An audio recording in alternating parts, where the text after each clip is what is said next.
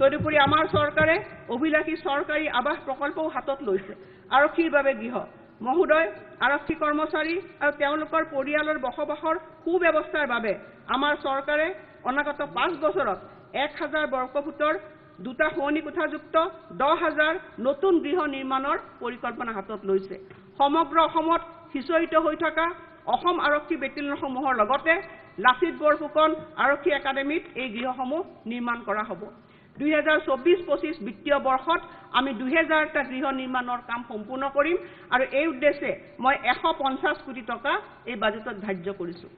সাফাই কৰ্মচাৰীসকলৰ বাবে গৃহ পৌৰসভা আৰু নগৰ সমিতি অঞ্চলসমূহত পৰ্যায়ক্ৰমে সাফাই কৰ্মচাৰীসকলক গৃহ প্ৰদান কৰাৰ বাবে এখন আঁচনি ঘোষণা কৰিবলৈ পাই মই নথৈ আনন্দিত হৈছোঁ, য'ত ষ্ট্ৰীট লাইট, পানী যোগান, উদ্যান, সমূহীয়া কেন্দ্ৰৰ দৰে অত্যাৱশ্যকীয় সা-সুবিধাসমূহ থাকিব। চলিত বৰ্ষত সমগ্ৰ ৰাজ্যখনতে প্ৰথম পৰ্যায়ত 250টা গৃহ নিৰ্মাণৰ বাবে মই 37 কোটি 50 লাখ টকা ধাৰ্য কৰিছোঁ।